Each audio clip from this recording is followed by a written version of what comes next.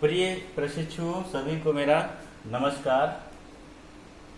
आज हम डीएलएड चतुर्थ सेमेस्टर में विषय हिंदी में जो अपना तीसरा अध्याय है, दिए गए अनुच्छेदों के शीर्षक लिखना का अध्ययन करेंगे। तो सबसे पहले हम यह जानेंगे कि अनुच्छेद कहते किसे हैं। तो अनुच्छेद एक हिंदी शब्द है और अनुच्छेद को अंग्रेजी में पैराग्राफ या आर्टिकल कहते हैं। तो अनेक सार्थक शब्दों के मेल से वाक्य बनते हैं और अनेक वाक्यों का एक ऐसा समूह जो किसी प्रेरणापरक या हृदयग्राही भाव या विचार का ज्ञान कराए, उसे ही अनुच्छेद कहते हैं। तो ये एक अनुच्छेद का सरल सा अर्थ है कि अनेक सार्थक शब्दों के मेल से वाक्य बनते हैं और अनेक वाक्यों का एक ऐसा समूह जो किसी प्रेरणापरक या हृदयग्राही भाव या विचार का ज्ञान कराए, उसे ही अनुच्छेद कहते हैं। तो यह है संक्षेप में अनुच्छेद की परिभाषा। अब हम समझेंगे कि अनुच्छेद लेखन है क्या। तो प्रशिक्षुओं, अनुच्छेद लेखन है क्या, इस पर चर्चा करेंगे। तो अनुच्छेद जो है अनेक वाक्यों का एक सामूहिक, एक संपूर्ण भाव को व्यक्त करने वाला छोटा सा लेख है। तो दो या अधिक वर्णों के मेल से शब्द बनता है और अनेक सार्थक शब्दों के मेल से वाक्य बनता है और वाक्यों का ऐसा समूह जो किसी पूर्ण भाव या विचार की अभिव्यक्ति करे, उसे ही अनुच्छेद कहते हैं। तो जब हम किसी महत्वपूर्ण विषय पर अपने विचार विस्तार से प्रकट करते हैं तो उसे निबंध लेखन कहते हैं, किंतु जब हम किसी विषय पर विचारों को सार रूप में या संक्षेप में लिखकर अभिव्यक्त करते हैं तो इसे ही अनुच्छेद लेखन कहते हैं।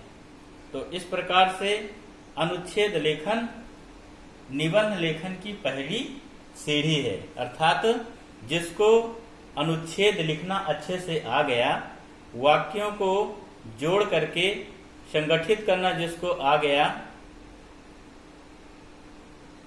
वही बाद में अच्छे अच्छे निबंध लिखा करता है। इसीलिए कहा गया है कि अनुच्छेद लेखन निबंध लेखन की पहली सीढ़ी है।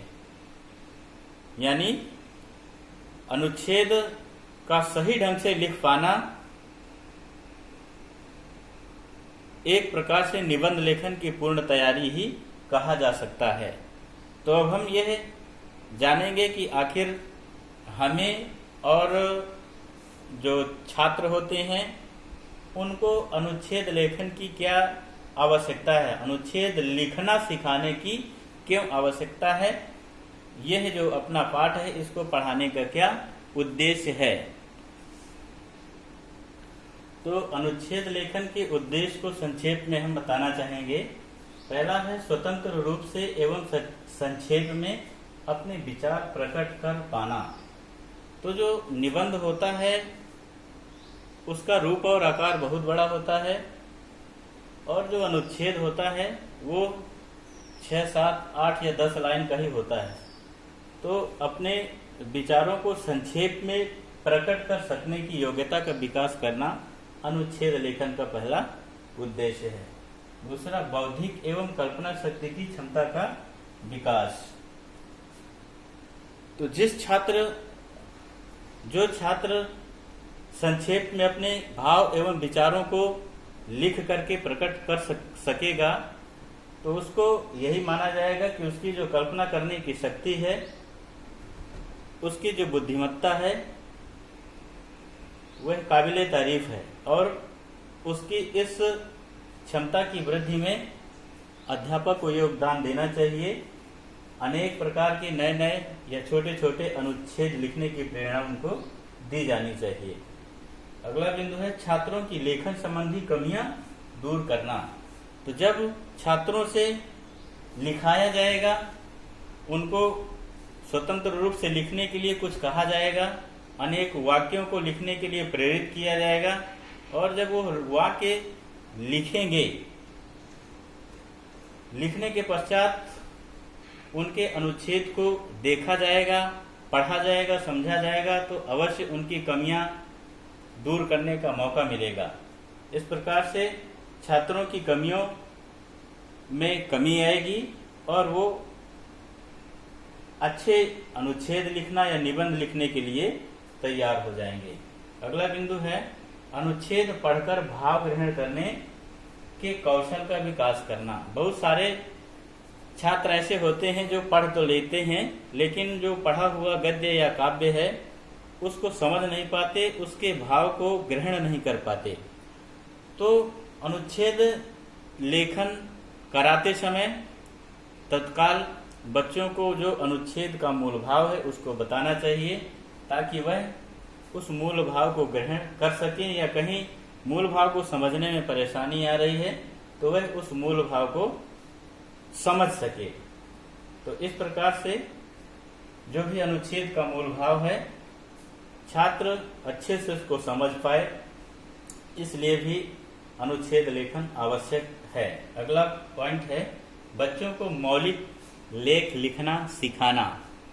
तो जो बच्चे या छात्र जो छोटी कक्षाओं के होते हैं, सबसे ज्यादा आवश्यकता होती है उनको लिखना सिखाने के लिए।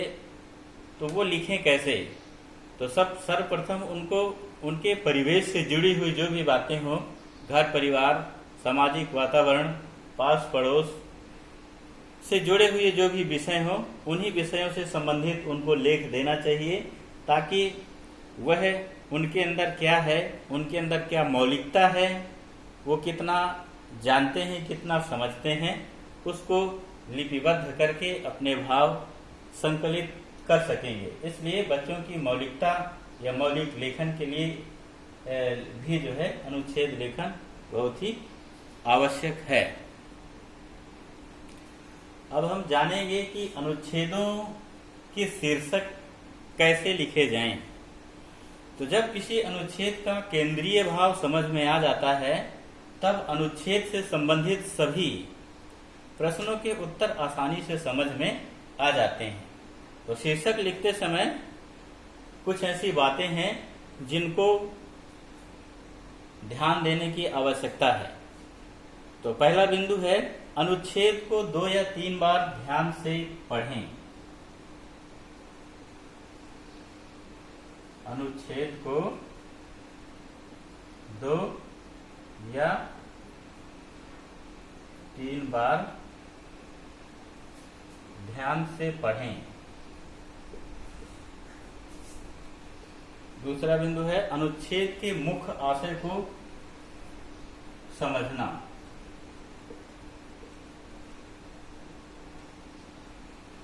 अनुच्छेद के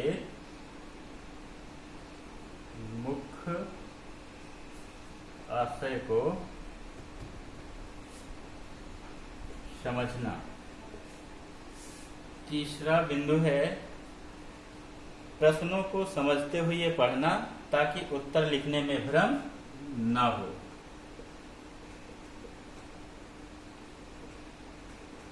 प्रश्नों को समझते हुए पढ़ना।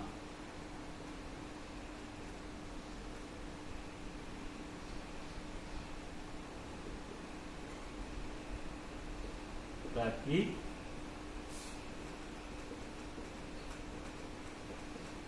उत्तर लिखने में भ्रम न हो। चौथा बिंदु है गद्यांश के केंद्रीय भाव से संबंधित शीर्षक लिखना। गद्यांश के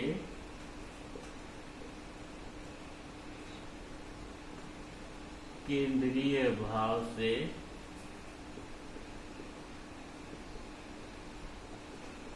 संबंधित शीर्षक लिखना।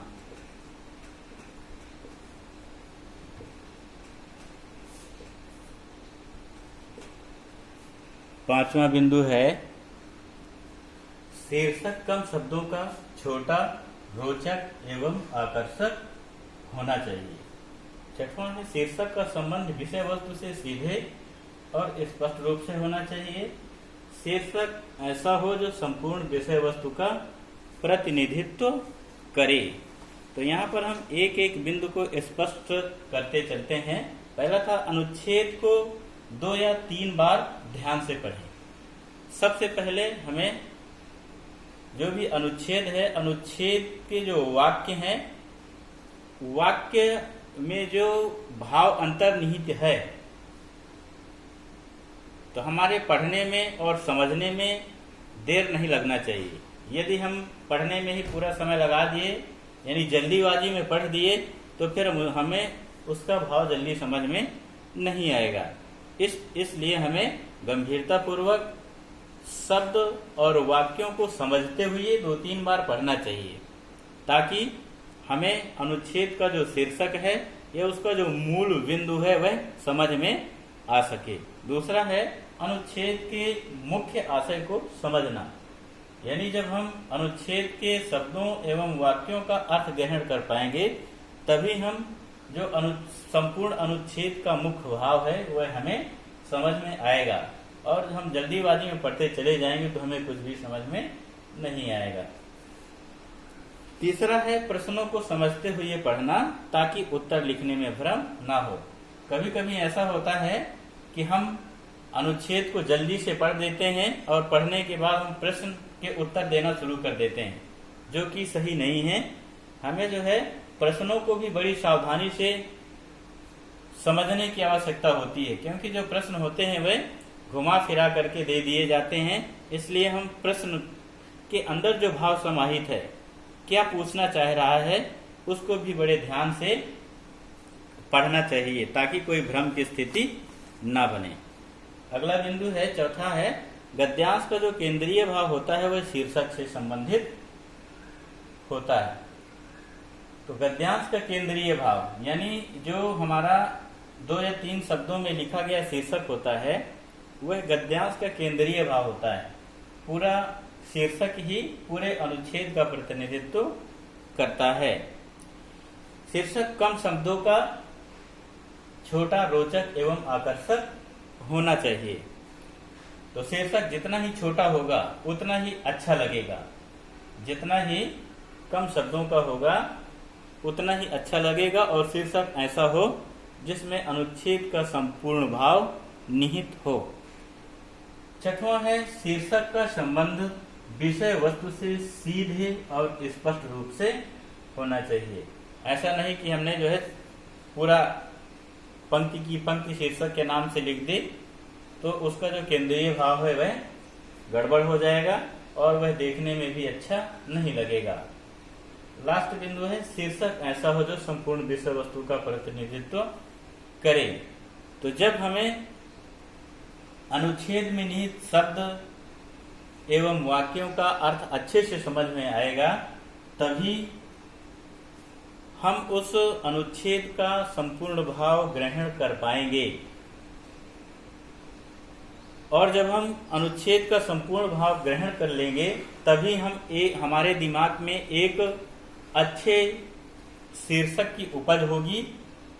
और ऐसा शीर्षक जो अनुच्छेद का संपूर्ण भाव समाहित किए हुए होता है, यानी शीर्षक लिखने से ही समझ में आ जाता है कि आखिर इसमें इस अनुच्छेद में क्या लिखा गया होगा, ऐसी जिज्ञासा उत्पन्न हो जाती है। तो प्रिय प्रशिक्षुओं, मोटे तौर पर यह बातें बताना बहुत ही आवश्यक था। तो अनुच्छेद से संबंधित ये बात यहीं पर हम समाप्त करते हैं और फिर हम अनुच्छेद से संबंधित अगले वीडियो में आपसे मिलेंगे। सभी को बहुत बहुत धन्यवाद।